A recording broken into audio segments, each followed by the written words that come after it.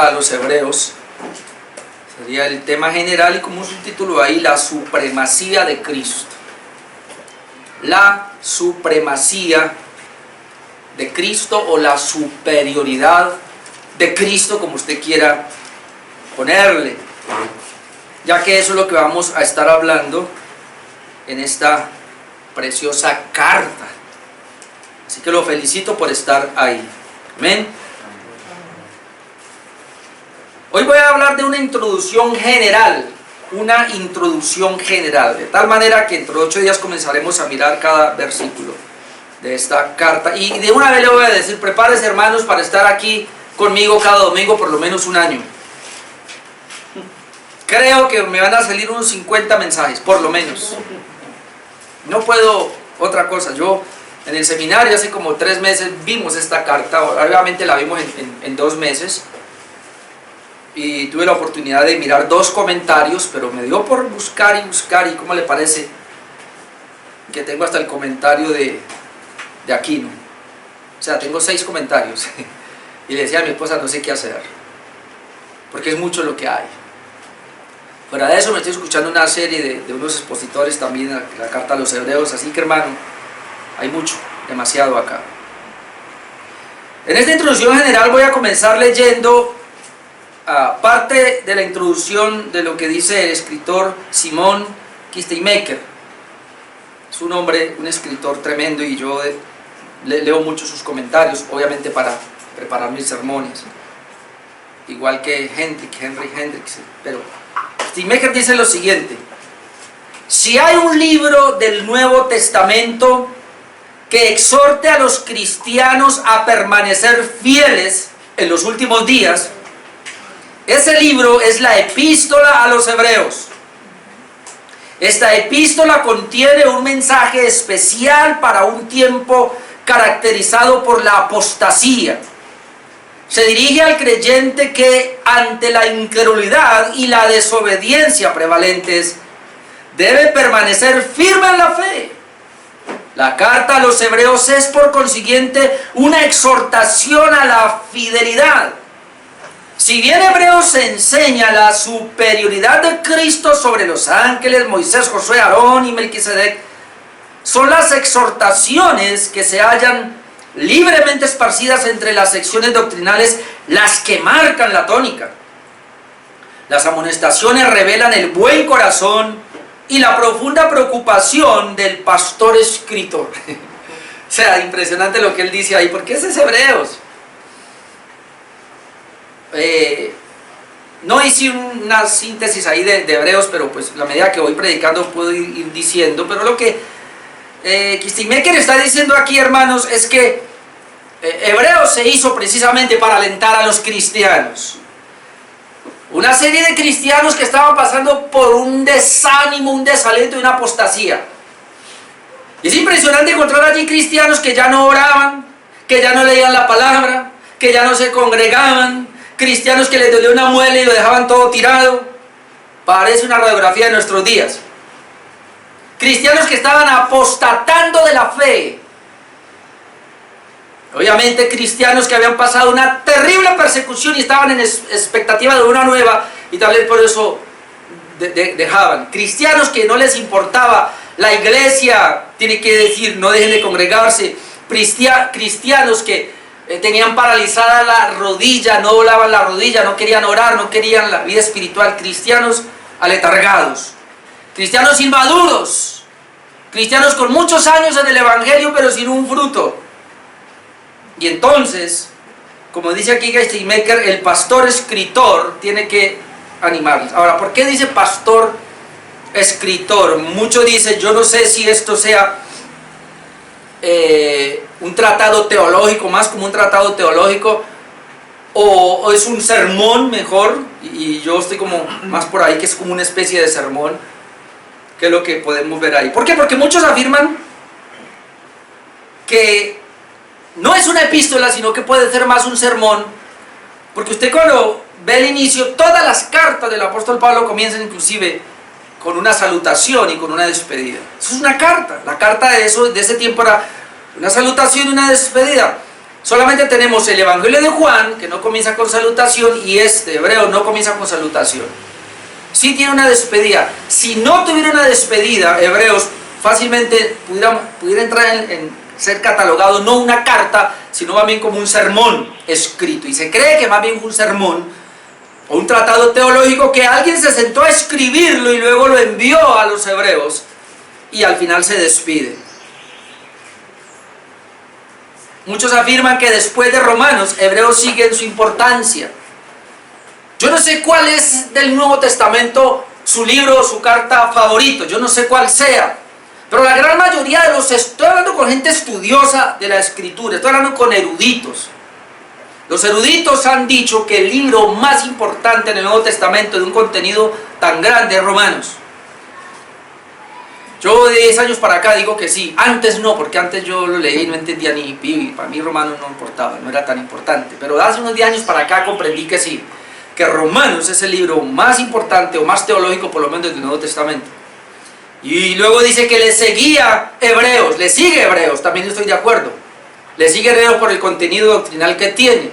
Es más, cuando iba a canonizarse la escritura, es decir, el canon iba a ser formado y se iba a dar la autoridad como inspirado por Dios, inicialmente estaba estaba Romanos y seguía Hebreos, porque se atribuía que Pablo había escrito a Romanos y luego había escrito a Hebreos. Después, algunos dijeron que no, que Pablo no escribió Hebreos, entonces ya, y como usted lo puede ver, se deja al final. Usted ve las cartas de Pablo, 13, está desde Romanos y la última es Filemón, y luego se deja Hebreos, porque muchos dicen que Pablo es el autor, entonces se deja como la 14 epístola del apóstol Pablo. Otros la dejan ahí porque dicen que Pablo no es el autor y entonces entra en las cartas generales. Usted sabe que la Biblia, Nuevo Testamento, están los evangelios, está el libro histórico de los hechos y están las cartas paulinas.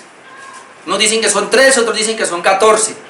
Hebreos entrará en una carta paulina, o están las cartas generales que son 5, 5 o 7. Bueno, hay 3 de Juan, hay 2 de Pedro, está Santiago, está Judas, y también dice que está Hebreos. Bueno, dejémoslo ahí, vamos ahí mirar a ver qué pasa. Pero sí quería mencionar por lo menos esto que me llamó la atención, que Hebreos está catalogado como uno de los libros que debemos nosotros estudiar. Hermanos, yo no dije leer, estudiar. Ahora, si a usted le pasa lo que a mí me pasaba con Romanos, eso es obvio que le va a pasar lo mismo que le puede pasar a muchos con Hebreos. Comienzan a leer Hebreos y no entienden. ¿Y qué es esto? Yo escuchaba a muchos comentaristas decir lo siguiente: mire, para que Hebreos sea rico para nosotros, primero tenemos que haber leído el Antiguo Testamento y entender por lo menos algo del tabernáculo y su composición, y entender por lo menos algo del templo, que es la misma composición del tabernáculo, para entender dónde iba el patio, dónde estaban los sacrificios, y para poder comprender Hebreos, porque si no, usted comienza a leer Hebreos y ¿esto qué es? Está perdido. Pero si queremos entender mejor el Antiguo Testamento, entonces leemos Hebreos. Es decir, para entender Hebreos hay que leer el Antiguo Testamento, y para entender el Antiguo Testamento hay que leer Hebreos, porque Hebreos nos aclara el Antiguo Testamento, así que lo toman de la mano. Así que ¿cuál es la tarea que le dejo, hermano? Por favor, si quiere entender un poco lo que vamos y yo no tener que meterme mucho por ahí, o cuando estoy predicando no vamos a entender, entonces le invito a que se lea Levítico por lo menos, y que se lea todo Hebreos, para que dentro de 8 días, esa es la tarea de esta semana, léase todo Levítico y lea Hebreos, para que dentro de 8 días comencemos bien. Amén. Esa es la idea. Bueno, vamos a hablar de unas cosas hoy. Lo primero que quiero tratar es su autor, me pareció importante tratarlo. Es una introducción general, ¿no? A veces la introducción general, pues obviamente no vamos directamente al grano, pero toca llegar a algunos por... Voy a hablar de su autor. Lo primero que quiero decir es que su canonicidad jamás se ha puesto en duda, salvo por algunos herejes por ahí. Es decir, cuando hablamos de la canonicidad, usted entiende este término teológico, es que, hermano, el Nuevo Testamento cuando comenzó a escribirse, escuche, cuando estuvo Jesucristo y cuando estuvieron los apóstoles, estaban canonizados 39 libros. La palabra canon significa regla, regla de medir.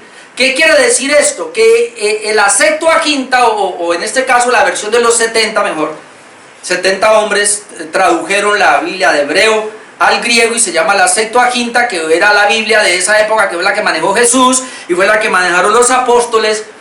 Esos eran los libros canónicos. ¿Qué es canónicos? Canon viene de la palabra regla de medir, es decir, esta es la medida o la autoridad de Dios en cuanto a escritura se refiere del Antiguo Testamento. El canon del Antiguo Testamento tiene 39 libros, usted lo conoce, lo que tenemos nosotros acá. Entonces el Nuevo Testamento vino a ser canonizado en el siglo II. Eso no fue rápido. ¿Y cómo hicieron para canonizarlo? Bueno, comenzaron a aparecer escritos, evangelios. Cada apóstol escribió un evangelio, pero luego cuando fueron a canonizar es que llegaron y por la ayuda del Espíritu Santo Él le dijo a aquellas personas principales de la iglesia cuál libro era inspirado por Dios y cuál no, y ellos tuvieron que desechar unos y dejar otros. Y en ese sentido, cuando hicieron ¿qué libro? Ellos escogieron 27 libros. Y hermanos, desde entrada Hebreos pasó como un libro escrito, inspirado por Dios. Es decir, entró en el canon. O sea, ninguno dudó. Algunos herejes sí comenzaron a dudar, obviamente. Pero la iglesia en sí no dudó de sus entradas, no dudaron de que esta carta a los hebreos era canonizada, es decir, inspirada por Dios. ¿Qué es canonizado entonces? Para que no vaya tan lejos, inspirado por Dios. Que es un libro que es inspirado por Dios. El punto es saber quién es el autor. Y ahí es donde hay problemas. No sabemos, y hasta hoy, a ciencia cierta, yo no quiero ser dogmático en esto, quiero decir, yo no sé tampoco. No lo sabemos. Por muchos años y toda la historia del cristianismo, siempre yo en mi vida pues he pensado que el apóstol Pablo, pero estudiando más a fondo, ya como que tengo mis dudas. Obviamente esto no hay un problema, usted va a pensar y es libre en su opinión. Entonces se han sugerido muchos autores para la carta, como Pablo, como Lucas, como Clemente de Roma, como Bernabé, Apolo, más adelante vamos a mencionar otro de pronto. Y el comentario de Juan Calvino dice lo siguiente: respecto a los tiempos modernos, la opinión predominante es que la epístola es de Pablo. Lutero ciertamente la atribuyó a Apolos, una mera conjetura. Calvino, como sabemos, suponía que Lucas o Clemente eran los autores, pero no existen razones convincentes para ello. Beza, que es el sucesor de Calvino, apartándose de su ilustre predecesor, consideró a Pablo como el autor, y tal ha sido la opinión sustentada por la mayoría de los que sucedieron a los reformadores, tanto en este país, hablando de Europa, como en el continente, como puede probarse por sus confesiones de fe. Es decir, las confesiones de fe de los reformadores le dieron siempre la autoridad al apóstol Pablo. Uno que otro se levantó a decir que no, pero por lo general en los primeros años de la iglesia dijeron que era Pablo el autor. O sea, y hasta nuestros días, la gran mayoría del cristianismo de nuestros días dice que Hebreos lo escribió el apóstol Pablo. Ahora, cuando le preguntaron a Orígenes, teólogo del tercer siglo, que quién había escrito Hebreos, él dijo, solo Dios lo sabe. Solo Dios lo sabe. Ya se inclinaba, obviamente, creo que no recuerdo quién fue el que dijo esto, creo que fue Beza el que decía, el intelecto es de Pablo. O sea, uno cuando lee Hebreos uno puede ver a Pablo, pero la forma y la escritura es de Lucas. Lo escribió Lucas, pero con una intelectualidad paulina.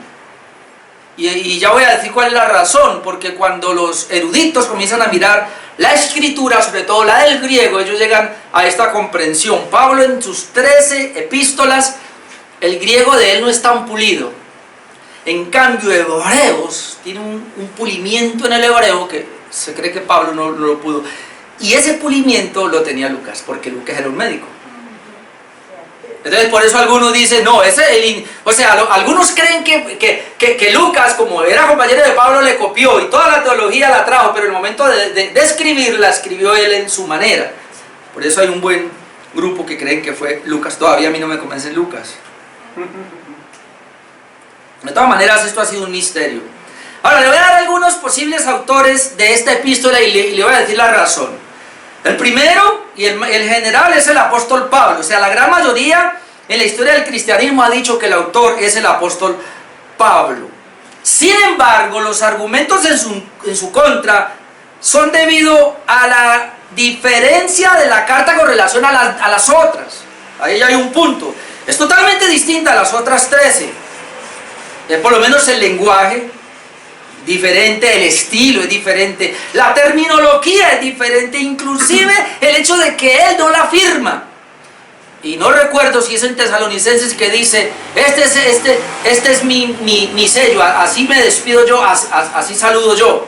No lo traje ahora porque no quiero ir allá, pero lo que quiere decir es que Pablo daba un sello de que la carta era de él, porque él comenzaba saludando a las personas y se identificaba. En cambio, en Hebreos no aparece, es diferente. Ahora, hay un argumento que es el que a mí me hace dudar de que sea el apóstol Pablo, y es el principal argumento en su contra, y se encuentra en Hebreos 2:3. Vamos a ir ahí un momentico. Hebreos 2, versículo 3. Miren lo que encontramos ahí, ojalá lo entendamos la última parte. Hebreos 2, versículo 3. ¿Cómo escaparemos nosotros si descuidamos una salvación tan grande? Está hablando de una salvación tan grande. Pero miren lo que dice el autor. La cual, o sea, la salvación, habiendo sido anunciada primeramente por el Señor, nos fue confirmada por los que oyeron. ¿Qué dice ahí? El escritor de Hebreos es tercera generación. El escritor de Hebreos está diciendo, y lo repito, que la salvación tan grande que no debemos descuidar fue primeramente anunciada por el Señor, y luego dice, y nos fue confirmada por los que oyeron. ¿Quiénes oyeron al Señor? Los apóstoles. El Señor habló de la salvación, los apóstoles oyeron, y el escritor de Hebreos está diciendo que nos fue confirmada por los que oyeron. Es decir, el escritor es tercera generación. Entonces, si es tercera generación, no puede ser Pablo, porque Pablo es segunda generación. ¿Cómo lo sabemos? Vamos a ir a un momentico. Gálatas 1. Gálatas 1.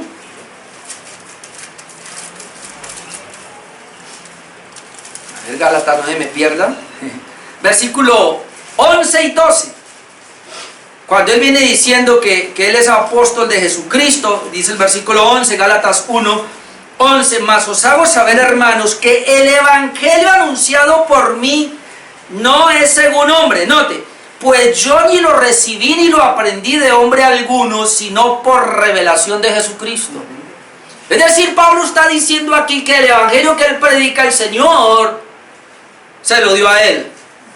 El Señor, por ser apóstol, se le presentó a Pablo. Pablo, en Hechos 9, el camino a Damasco, el Señor se le reveló y comenzó a hablarle y comenzó a guiarle. Luego dice que él fue a Arabia, el Señor se le reveló y le enseñó el evangelio. Ahora, cuando Pablo va a los apóstoles, los demás apóstoles le confirman el evangelio que Pablo tiene, que es el mismo, porque el mismo autor se llama Jesucristo. Entonces Pablo sería segunda generación. Y cuando vemos ahí, dice que nos fue confirmado por los que oyeron, entonces el escritor de Hebreos es tercera generación. Ese es el argumento más fuerte para decir que no fue el apóstol Pablo. Sin embargo, dejemos que la persona sigan diciendo eso, no hay problema. Pero otros, un poquito escondidos, pero están por ahí, con Martín Lutero, dicen que fue Apolos.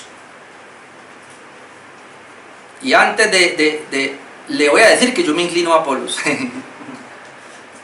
¿Por qué Apolos? Y Martín Lutero se basaba en Hechos, capítulo 18, vamos a ir allá un momento, y ahí habla un poquitico de Apolos. Bueno, Apolos también fue compañero del apóstol Pablo. Usted ve que había, en Corinto lo vimos, ¿no? Unos son de Pablo, otros son de Apolos. Apolo, gran predicador. Pero miren lo que dice Hechos, capítulo 18, versículo 24. Vale, era hasta el 28. Dice que llegó entonces a Éfeso un judío llamado Apolos, natural de Alejandría, y esto es muy importante porque el hebreo clásico, o en este caso el arameo y el griego se aprendían en la escuela de Alejandría. Entonces, Él venía de Alejandría y dice que era varón, ¿qué? Elocuente. ¿Era qué? Poderoso en las escrituras. Mire, hermanos, quien escribió Hebreos es poderoso en las escrituras. Y cuando aquí dice poderoso en las escrituras, por favor, no está hablando de la Biblia, Antiguo y Nuevo Testamento, está hablando de la Septuaginta, está hablando del Antiguo Testamento. Porque entendamos, cada vez que usted encuentre escrituras en el Nuevo Testamento se refiere al Antiguo Testamento. Porque a veces cometemos el error, ¿no? De pensar que es todo el Nuevo Testamento. No, el Nuevo Testamento todavía estaba siendo procesado apenas, no ha sido canonizado. Fue canonizado mucho tiempo después de la muerte de los apóstoles. Y aquí entonces dice que ese era varón elocuente, poderoso en el Antiguo Testamento. Es decir, él conocía claramente el Antiguo Testamento. Y por eso, cuando vamos a ver Hebreos, lo que está haciendo es exaltando a Jesucristo sobre el Antiguo Testamento. Y tenía que conocerlo muy bien. Dice que éste había sido instruido en el camino del Señor y siendo de espíritu fervoroso, hablaba y enseñaba diligentemente lo concerniente al Señor, aunque solamente conocía el bautismo de Juan. Es decir, solo sabía lo que Juan trajo. Entonces dice el 26, y comenzó a hablar con denuedo en la sinagoga, pero cuando le oyeron Priscila y Aquila, le tomaron aparte y les pusieron más exactamente el camino de Dios. Es decir, a él lo corrigieron y él caminó ahora mejor. Dice el 27, y queriendo él pasar a Acaya, los hermanos le animaron y escribieron a los discípulos que le recibieran, y llegó él allá. Fue de gran provecho a los que por la gracia habían creído, porque con gran vehemencia refutaba públicamente a los judíos, demostrando por las escrituras, y esto me gusta, demostrando por el Antiguo Testamento que Jesús era el Cristo. Ahora, ¿qué es lo que va a hacer Hebreos? La carta de Hebreos lo que viene es a demostrar por el Antiguo Testamento que Jesucristo es el Señor, que Jesucristo es el grande. Este argumento a mí me gustó. Obviamente usted tomará su decisión. Entonces, todas las descripciones de la carta apuntan a un autor, obviamente con las características de Apolos. Obviamente Lucas también tiene características parecidas. Otro posible autor es Bernabé. Y esto lo dijo Tertuliano en el siglo III, en el 225 después de Cristo. Afirmó que Bernabé, y se basaba en las credenciales que se encuentran en Hechos 4, 36, 37. Vamos un momentico allá, Hechos 4. Como que no le leo más, siempre el tiempo se me vuela. Hechos 4, 36 nos habla de este hombre. Entonces José, a quien los apóstoles pusieron por sobrenombre Bernabé, que traducido es hijo de consolación. Ahora, ¿sabe por qué algunos? Porque en Hebreos 13, 22 creo, y más adelante lo vamos a ver, dice que esta carta de consolación, o esta palabra de exhortación que les escribí, es decir, él está hablando, este sermón es un sermón de exhortación o un sermón de consolación, y hay quienes dicen, como Bernabé a él se traducía consolación, entonces lo que está diciendo es, yo soy el consolador que les escribo esta carta. Pues realmente no es muy diciente, pero algunos dicen que por eso pudo haber sido Bernabé. Y también porque dice que él era levita. ¿Quién era Bernabé? Esto es fuerte. Él era levita. Y si hay algo que habla Hebreos es de los levitas, de todo el sacrificio. También es fuerte esta postura. No, solamente un levita, uno que conociera pues todo el andamiaje del templo, de los sacrificios y todo. Porque recuerde lo que él dice, y los sacrificios que se hacían día a día no podían quitar los pecados. Y entonces cuando él comienza a hablar de todo este sistema sacrificial, tenía que ser un conocedor pues de los sacrificios, y solamente pues alguien de la tribu de Leví como Bernabé lo podía tener. Y era natural de Chipre, también entonces creen que era muy probable que él fuera el autor. No hablemos más de Bernabé. Más adelante vemos que él estuvo con Pablo, fue y trajo a Pablo, luego dice que el Espíritu Santo vino y llamó a Pablo y a Bernabé para que hicieran la obra, de tal manera que también era compañero. Es decir, yo quiero decirle algo, el escritor de la carta a los Hebreos era un compañero del apóstol Pablo. Entonces, en cuanto a doctrina, hermanos, estaba muy bien.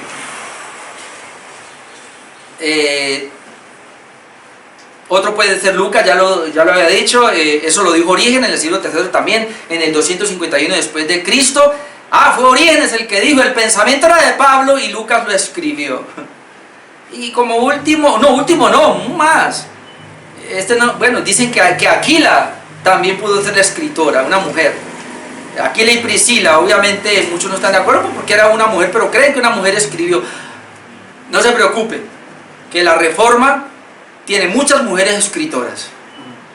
Y uno puede leer buenos libros de mujeres escritoras. Lo que la Reforma no acepta es mujeres predicadoras detrás del púlpito.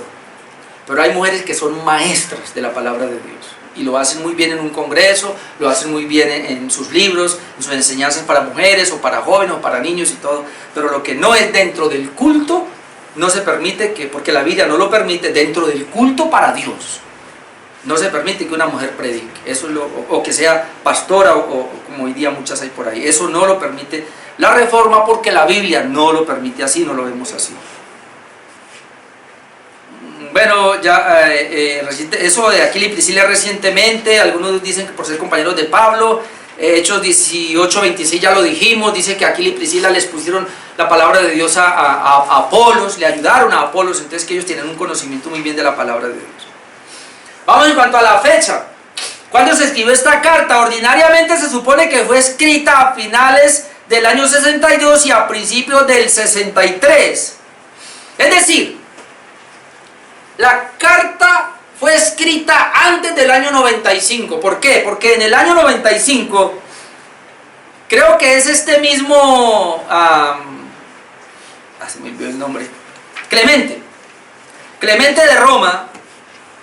Él escribió, y por eso algunos creen que fue Clemente de Roma, aunque no lo tengo acá, que fue posiblemente un escritor de Hebreos, porque Clemente de Roma escribió una carta. Y cuando él está escribiendo la carta para enviarla a un grupo, él habla de Hebreos, como dice Hebreos. Es decir, es la referencia más temprana que tenemos que Hebreos ya estaba, en el año 95. Entonces fue escrita antes del año 95, porque en el 95 ya estaba. Pero fue escrita antes del año 70. Porque ¿qué pasó en el año 70? La destrucción de Jerusalén. En el año 70 recuerde que por ahí había problemas con Nerón y entonces vino, no recuerdo si es el hijo de Nerón, pero Tito vino y con su ejército y se tomaron Jerusalén y la destruyeron totalmente. Y se cumplió en el año 70 lo que Jesucristo dijo del templo, que no iba a quedar piedra sobre piedra. El templo fue totalmente demolido. Entonces cuando uno lee la carta a los hebreos, uno va a encontrar que el autor habla como si el templo existiera. Habla como si todavía existieran los sacrificios. Entonces si él está hablando de que los sacrificios todavía existían en la época que se escribe, entonces no la pudo escribir más allá del 70. Pero también fue escrita antes del 64. Porque en el 64 hubo una terrible persecución bajo Nerón.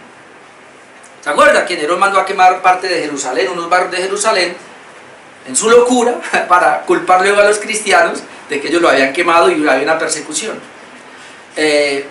Si eso hubiese sido en el 64, entonces el escritor hubiese hablado de esa persecución de Nerón, y no habló. Entonces se cree que se escribió antes, porque antes sí hubo persecuciones. En el año 49 por lo menos comenzó una persecución terrible contra el cristianismo. Recuerda que Jesús muere más o menos en el año 33, bueno, realmente no fue en el año 33, si vamos a mirar bien fue como en el año 30 más o menos la muerte de Jesús. Recuerden que el calendario no está ajustado, Jesús nació más o menos en el año 4 antes del año 0. Pero obviamente se pone Cristo ahí, pero ese Cristo más o menos, algunos creen que muere en el año 27 o hasta el 30 máximo ahí.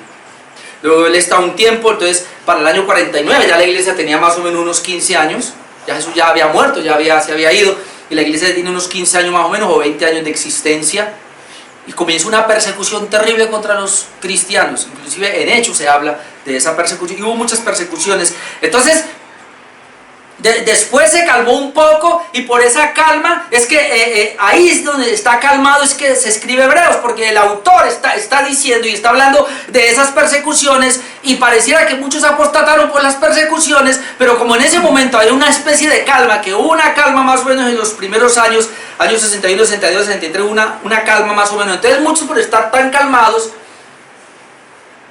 ya no iban a la iglesia, ya no oraban, se dejaban llevar. increíble, pero la iglesia del primer siglo se movió, mientras más persecución había, más fieles eran. Pero eso los historiadores lo han comprobado, que cuando había como una serenidad y no había persecución, la iglesia se relajaba. Como muchos de nosotros, que cuando tenemos crisis clamamos a Dios. Y cuando todo está como bien todo, entonces nos olvidamos. Eso siempre ha estado en el corazón del hombre. Y por eso viene Hebreos a decir, vamos a despabilarnos, vamos a despertarnos. ¿Qué es lo que está pasando, caramba, con esta iglesia que está como adormecida? Así que Hebreos nos va a mover el piso a nosotros, si es que estamos muy cómodos, si es que estamos como dormidos, si es que como que no queremos crecer, si es que como queremos desistir, como que el mundo nos atrae más, como que el pecado como que nos está ganando. Hermano, Hebreos es urgente para nosotros ahora. Hebreos nos va a levantar, Hebreos nos va a despertar, así como lo hizo en ese tiempo por este escritor. Los destinatarios, ya dije un poquito de los destinatarios. Bueno, se le llamaba hebreos a los judíos que vivían en Judea, o específicamente a los judíos que hablaban arameo todavía, o judíos de cepa, se les llamaba hebreos. Mi esposa sabe qué significa hebreo. La palabra hebreo se dio por primera vez a Abraham cuando él venía del otro lado y cruzó. Los cruzados o los que venían del otro lado, eso es hebreo.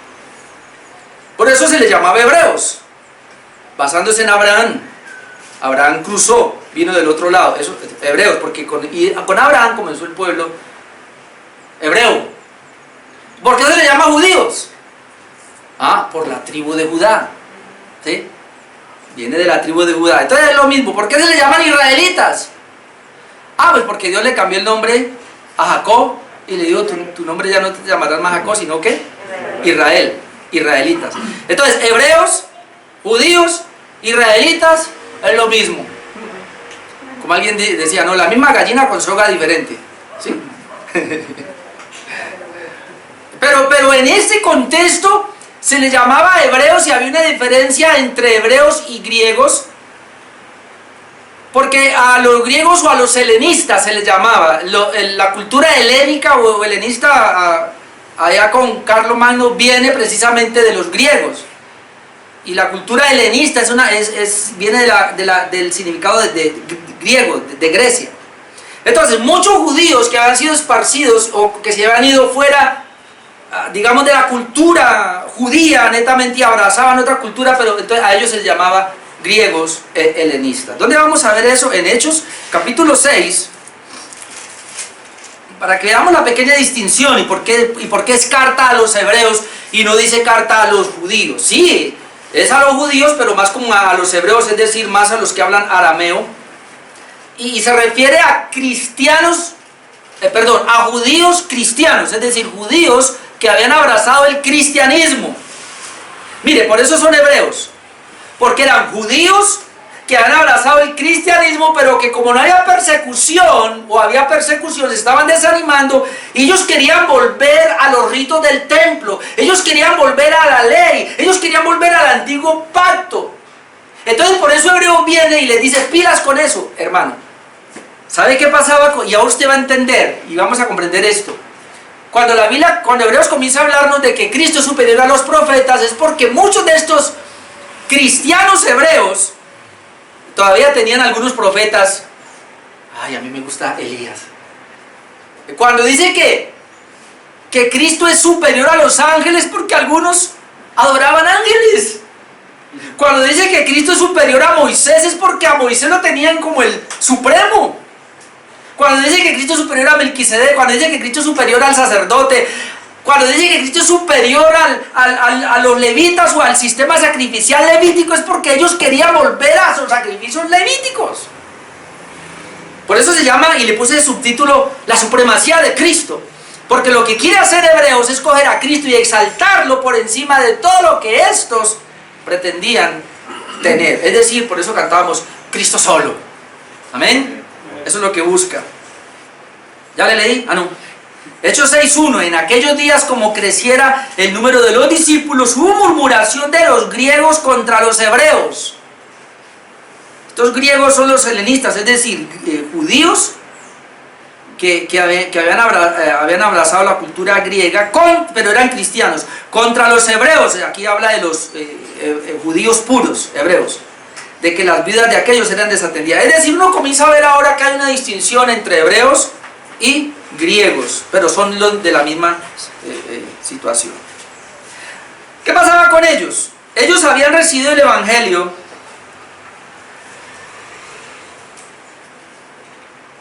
de algunos de los apóstoles, como ya lo leímos en Hebreos. Vamos a ir a Hebreos capítulo 2. Habían recibido el evangelio de algunos de los apóstoles. Otra vez, ¿cómo escaparemos nosotros si descuidamos una salvación tan grande, la cual, habiendo sido anunciada primeramente por el Señor, no fue confirmada por los que oyeron? Es decir, estos hebreos habían oído la palabra por los apóstoles, no directamente por Cristo, sino por los apóstoles. Por eso decimos que era tercera generación. La iglesia tenía algunos años de existencia, es decir, algunos inclusive ya habían muerto. Era una iglesia, no era una iglesia nueva, era una iglesia un poquito vieja. Capítulo 5, versículo 12 de Hebreos. Estamos en Hebreos. Hebreos capítulo 5, versículo 12. Porque debiendo ser ya maestros después de tanto tiempo, es decir, no era una iglesia nueva. ¿Qué será, hermanos, que cuando una persona recién comienza, y ojalá no seamos así, por favor, no? Como ya tengo cierto tiempo, a veces tendemos a decir, ¿para qué voy al domingo al culto si eso que va a hablar el pastor ya lo sé?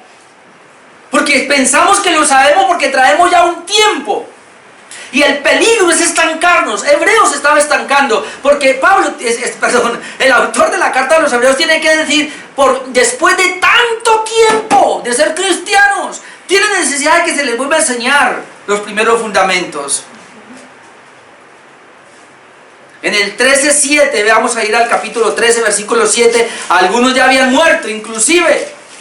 Dice, acordaos de vuestros pastores que os hablaron la palabra de Dios, considerad cuál haya sido el resultado de su conducta e imitad su fe. Mire, acordaos de vuestros pastores, y aquí está la clave, que os hablaron la palabra de Dios. Cuando uno lee este versículo, usted y yo lo hemos malinterpretado porque siempre hemos dicho, ay, que yo debo acordarme del pastor Orlando que me habló la palabra.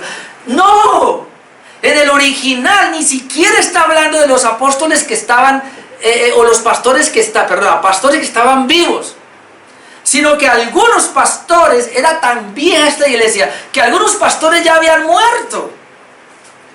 Y entonces lo que el autor de Hebreos está diciendo es, iglesia, despierte, acuérdese de aquellos pastores que inicialmente les hablaron a ustedes la palabra. Ya murieron. Pero no lo olviden, no olviden lo que les enseñaron, no olviden su fe, no olviden su conducta. Es bueno, hermanos, acordarnos de aquellos que nos enseñaron la palabra. ¿Quién le enseñó a usted la palabra? Yo me acuerdo quiénes me enseñaron a mí la palabra. Habían pasado por persecuciones diversas hasta el punto de que habían muerto. Por lo menos leamos el capítulo 10, versículo 32. Estoy mirando así porciones de quiénes eran los destinatarios. Mire, capítulo 10, versículo 32. Leamos hasta 35. Capítulo 10, 32. Pero traer a la memoria los días pasados. Mire que la iglesia era tan vieja que tiene que volver, por favor. Recuerden los días pasados en los cuales, después de haber sido iluminados, sostuvieron un gran combate de padecimientos. Una iglesia que había sufrido persecución. Dice que por una parte ciertamente con vituperios y tribulaciones fuisteis hechos espectáculo, y por otra llegasteis a ser compañeros de los que estaban en una situación semejante, es decir, ellos padecieron mucho. Porque de los presos también os compadecisteis, es decir, muchos creyentes que eran, y aclaro acá, cuando habla que de los presos se compadecieron, no es que usted ahora va a salir de aquí, la Biblia dice que debo compadecerme de los presos y voy a ir a visitar a los presos. No, hermano, es lo siguiente, si uno de nosotros acá por causa del evangelio se lo llevan preso, entonces yo me acuerdo de él y voy y lo visito. Un hermano en la fe que fue hecho preso, no cualquiera. Porque muchas iglesias creen que cuando la Biblia habla de que se acuerde de los presos, ay, que está hablando del sicario que lo metieron preso, de que es un familiar y que lo metieron preso por ladrón, por sicario, yo qué sé yo. No. Los hermanos que por la fe los metieron presos. Porque de los presos también los compadecisteis. ¿Qué más padecieron? Y el despojo de vuestros bienes sufristeis, ¿con qué? Con gozo. Escuche, ellos perdieron, es decir, les quitaron las propiedades. No solamente eran espectáculo al mundo, y creo que eso de espectáculo después analizaremos, tiene que ver cuando los llevaban a aquellos teatros, ante las fieras. Era terrible, la vida cristiana de los primeros discípulos fue terrible. Hermano, tú y yo estamos en la gloria, de verdad que sí. Nosotros sufrimos por nada, tal vez por eso somos tan cómodos.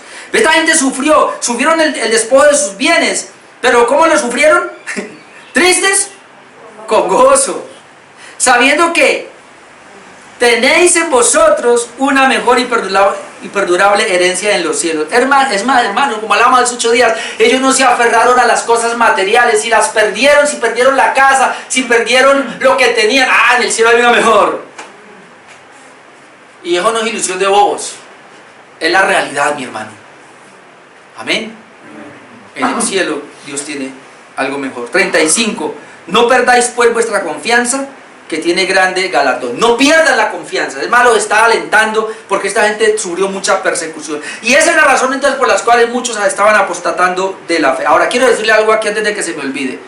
Hermano, Pablo, o el escritor de Hebreos, bueno, y sigo Pablo, pues no importa, le escribe a una iglesia, a unos hermanos. No sabemos, si no voy a entrar en eso, dónde estaban.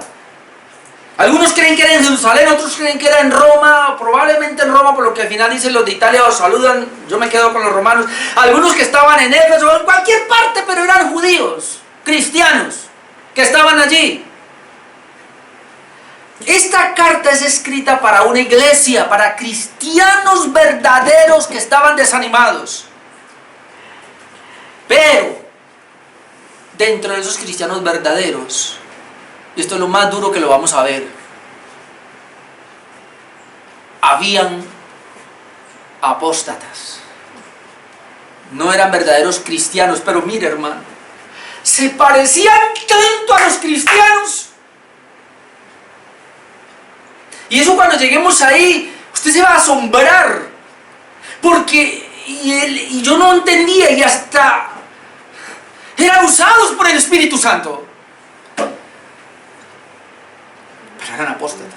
Es decir, eran tan cristianos a nuestro ojo humano, que la iglesia los pasaba como creyentes, pero en el ojo de Dios eran unos falsos. Y cuando entremos ahí, usted y yo vamos a temblar. Eso es lo que más, yo digo, Dios mío, ¿qué es esto? Es una iglesia cristiana. Pero al final apostataron. Mire, hermano, lo que voy a decir, un paréntesis aquí. Ustedes me dicen que yo soy muy fregón.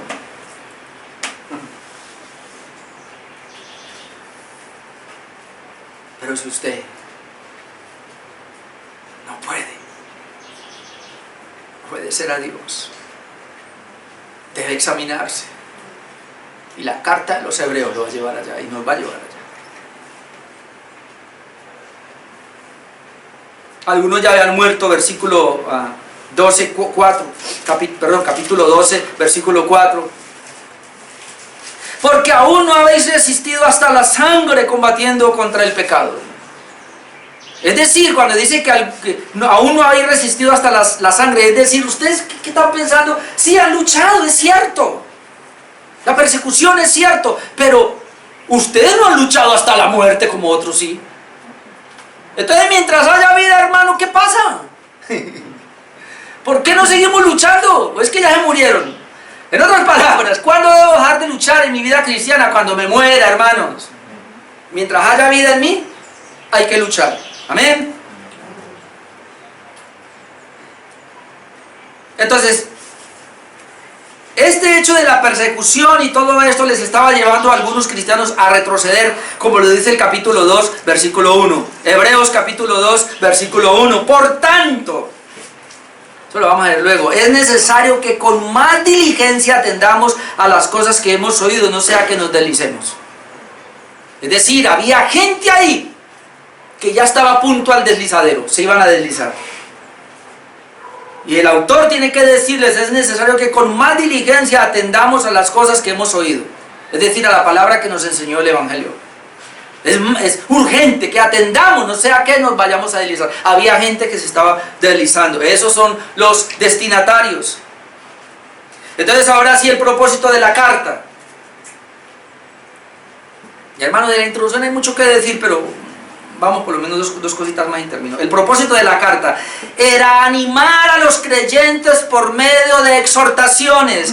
Hebreos capítulo 3 versículo 1, animar a los creyentes por medio de diversas exhortaciones.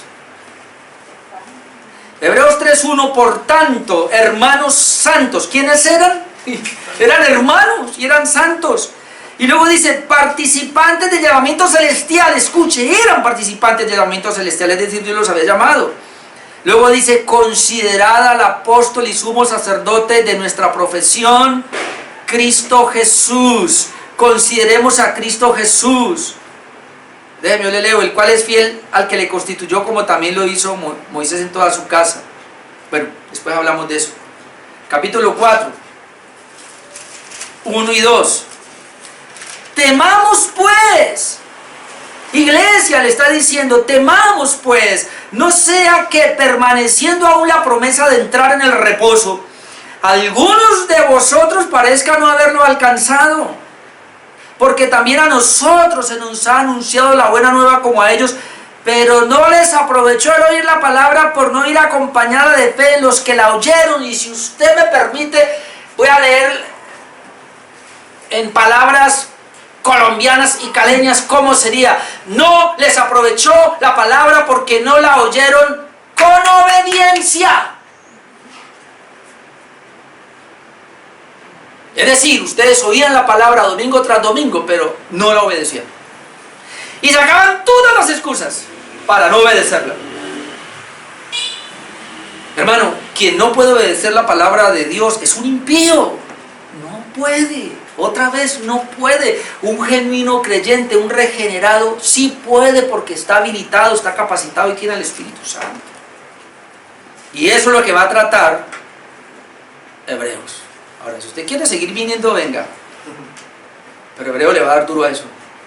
Es más, no lo tengo en mis notas, pero Hebreos nos va a hablar de advertencias fuertes. Advertencias vamos a encontrar en capítulo 3, 6, 9, 10, vamos a encontrar advertencias donde le va a decir, si usted no permanece, usted se pierde. Y por eso muchos pastores han dicho que la salvación se pierde. Pero no es que la salvación se pierda, sino que es una advertencia para decir que si no permanece se pierde. Más o menos el ejemplo es ese, que más adelante lo vamos a ver. Es decir, lo que él está haciendo es lo siguiente. Mira, aquí hay un frasco de veneno. Y si usted se lo toma, se muere. El problema es suyo. Ahora, es una advertencia. Usted tiene el veneno ahí. Si yo me lo tomo, me muero. Es decir, yo me voy a condenar si no obedezco la palabra de Dios. Sería más o menos. Y está la advertencia. Ahora, depende de mí. Si yo no me lo tomo, me salvo. Y si me lo tomo, me muero. Es lo mismo. No es que la salvación se pierda. Es que el que se perdió no era salvo. Eso es lo que nos va a decir Hebreos. Pero el punto aquí otra vez es que había gente que tenía todas las características de un salvo, sin embargo se tomó el veneno y murió. Tuvo sus consecuencias, es decir, si usted va a un edificio, hermanos, al edificio más grande de Cali, 47 pisos, y si usted se tira, no va a pensar que va a quedar, va a llegar bien, usted se muere. Entonces, si se tira, se muere. ¿Y por qué no se murió? Porque no se tiró. ¿Y por qué se tiró y se murió? ¿Y por qué entonces apostató y se perdió? Porque no era salvo. Ya me adelanté a muchas cosas. ¿Dónde estamos? 13:32, que era el que quería hablar. 13:32 habla de que es ahí donde muchos dicen que este no es una carta sino un sermón. Está bien, puede ser, y yo estoy de acuerdo. 13:22. Os ruego, hermanos, que soportéis la palabra de exhortación, pues he escrito brevemente. Os ruego, hermanos, que soportéis la palabra de exhortación. Es decir, lo que el escritor está diciendo al final y se está despidiendo es: cuando ustedes lean esta carta o escuchen este escrito, sopórtenla. Hermanos, yo les digo lo mismo que el autor: sopórtenme estos 50 domingos que voy a predicar. Soporten esta carta de exhortación. ¿Qué es Hebreos entonces? Exhortación. Y la palabra exhortación tiene dos vertientes. La palabra exhortación es animar por un lado, pero por otro lado regañar.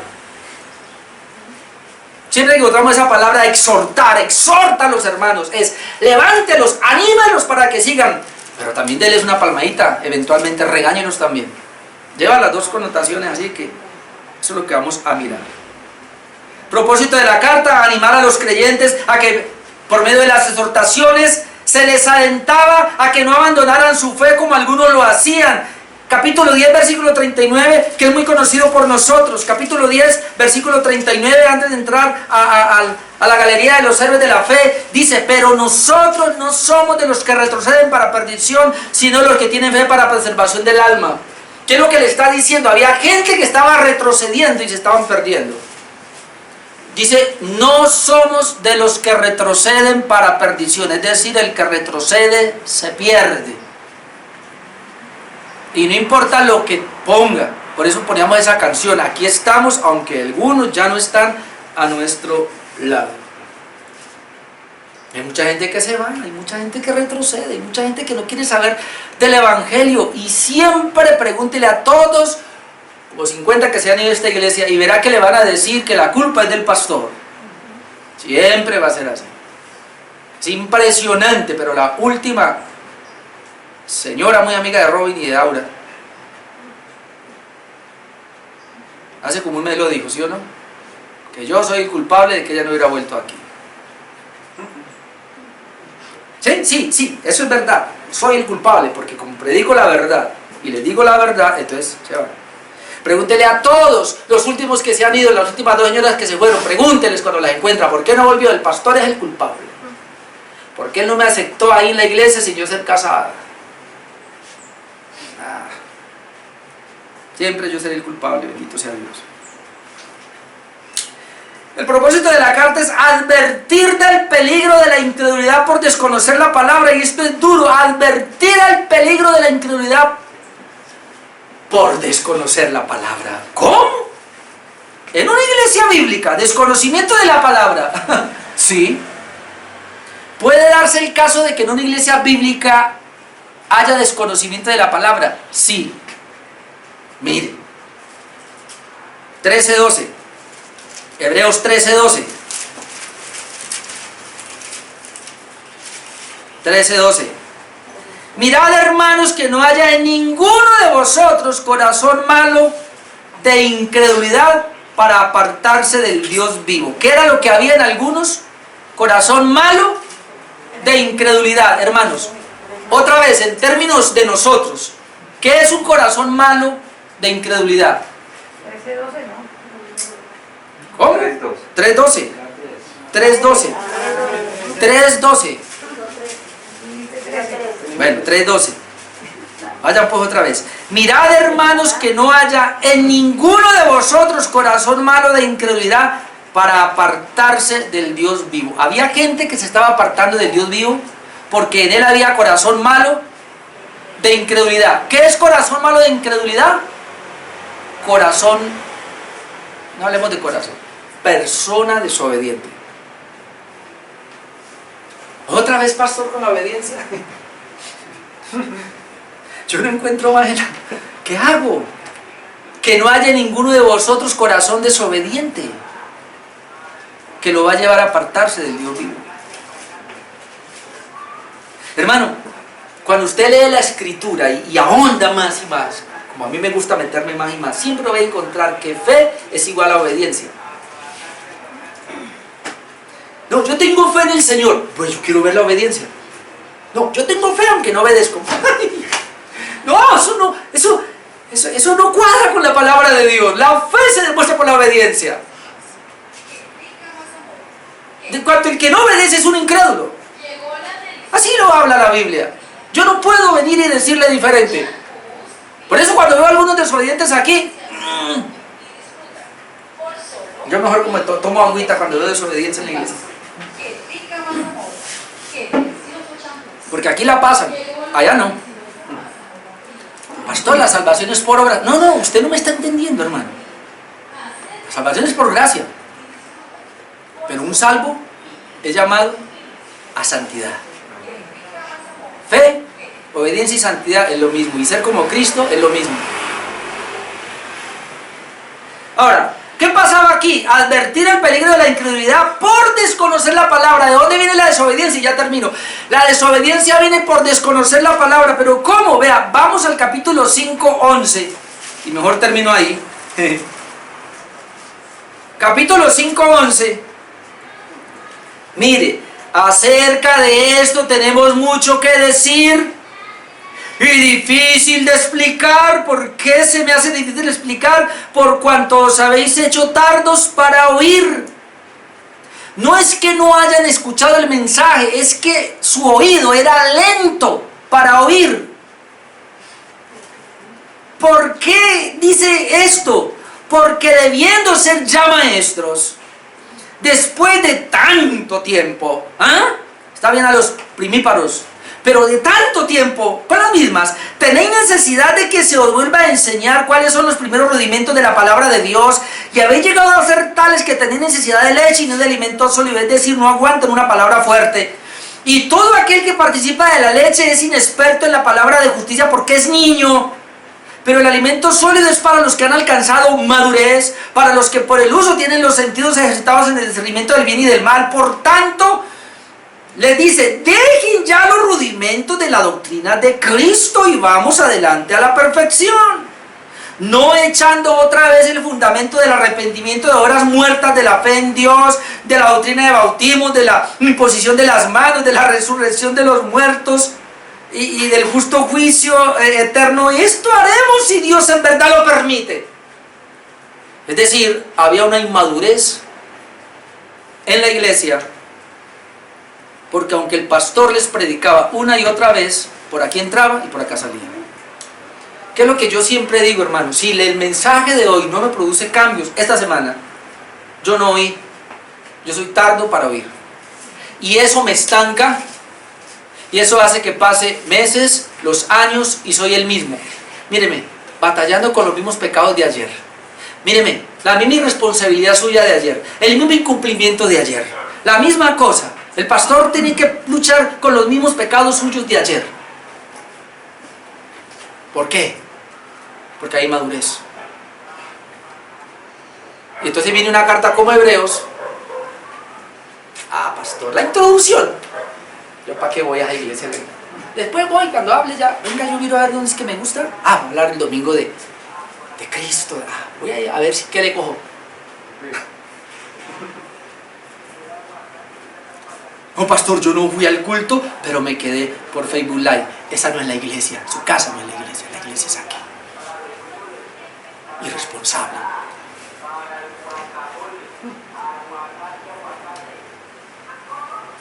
Como consecuencia, obviamente, el pecado les engañaba. Estaban siendo incrédulos. No oraban, no se congregaban, estaban desanimados y había apostasía. ¿Por qué todo esto? Porque es tardos para oír. Cuando uno se hace tardo para oír, hermano, todo el andamiaje espiritual se mueve, se viene abajo y después no podemos. Termino, división de la epístola. La epístola se divide en dos partes principales, una didáctica y una exhortativa.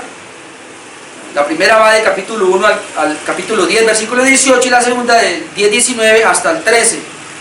Pero todo el tema es la superioridad de Cristo. Ahora, aunque la epístola es pastoral, tiene partes pastorales, pero también tiene partes de enseñanza, se entremezclan, o sea, aquí no hay un orden, sino que se entremezclan y lo vamos a estar viendo. Puede ser que el autor esté hablando de un tema y luego hace la aplicación, viene a hablar y hace la aplicación, eso lo vamos a encontrar.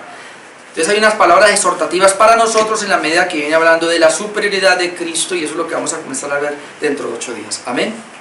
Bienvenidos al estudio de la carta a los Hebreos. Vamos de pie y oramos.